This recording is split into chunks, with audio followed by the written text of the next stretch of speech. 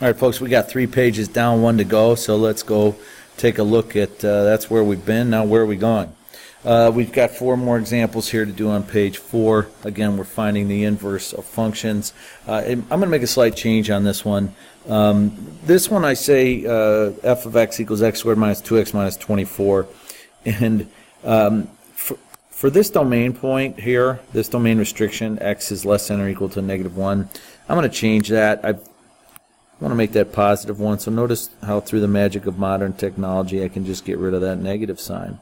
And there's a reason for that. I'm only going to restrict domain from a vertex and then to one side or the other. So this time I'm going to the left of the vertex.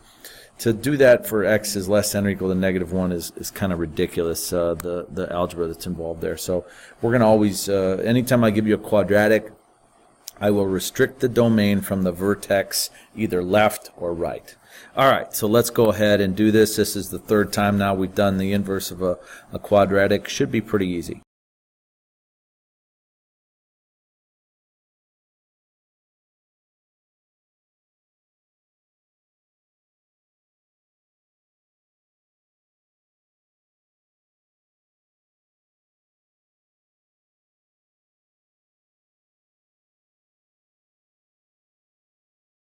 There you have it, folks. That's the inverse for part G of the notes here. Notice that the domain was restricted on the original to x less than or equal to 1. That's why we chose 1 minus the square root of x plus 25 as the correct portion of our inverse. All right, so we should be getting the hang of it now with the quadratics. So it's time for a curveball. I'm going to ask you to do one here with a rational function, and there is a little bit of algebra trickeration involved here to find the inverse. Let's see if you can follow along.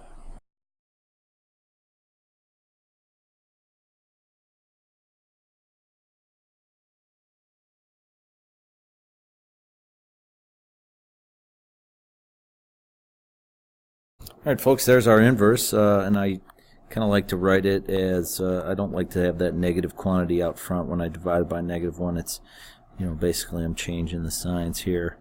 But I rewrote it as 4 minus 3x, 4 minus 3 divided by x. A comment here is in order.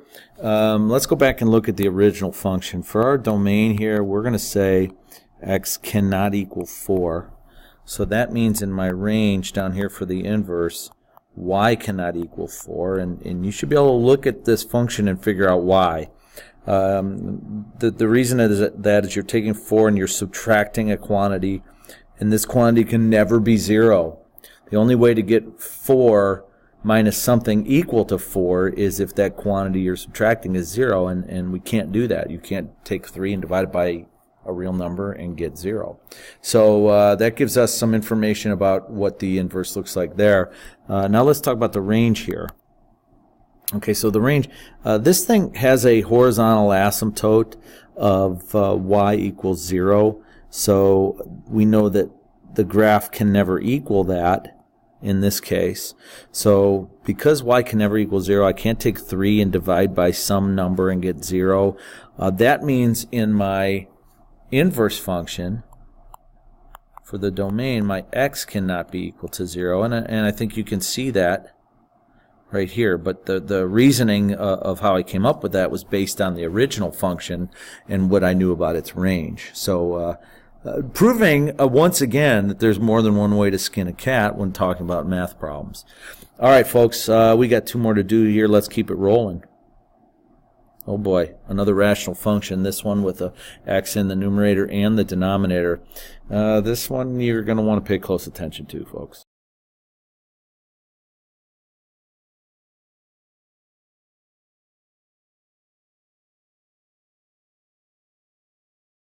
All right, folks, it's worth stopping here for a moment and taking stock of where we're at. I have an equation here with mixed x's and y's. So I have this problem right here where I have x and y kind of commingled together, and I need to solve for y. So I need to work at getting all of the y terms on the same side of the equation. So I'm going to go ahead and add 3xy to both sides. That's going to give me 3xy plus y on the right hand side. And remember, I still have to solve for y and get y all by itself. So hopefully you see I have a GCF in here of y, so I can rewrite this as the following: y times the quantity 3x plus 1. From here I can get y all by itself just by dividing both sides by 3x plus 1, and then I'll have my inverse. Y equals x divided by the quantity 3x plus 1. That is the inverse of our original function. In the interest of time, I am not going to talk about the domain and range for this one. That is an exercise that is left to the viewer.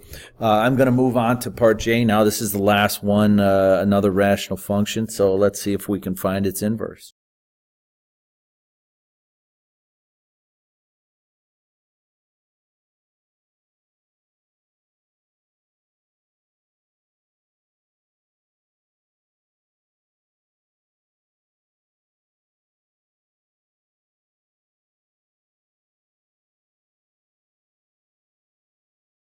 There you have it, folks. That's our last inverse of the day. I don't know about you, but sometimes I don't like when I write a function like that. So I don't know. Does this look better if I write it as negative 4x minus 1 all over 3x minus 2? I don't know. Maybe that's preferred, or maybe even like this, the opposite of 4x plus 1 over 3x minus 2. I don't know which way you prefer that, folks. There's just a couple different options for you because you know what they say, variety is the spice of life. Anyway, we are done with 5.2, our little exploration into function inverses. I hope you've enjoyed this video.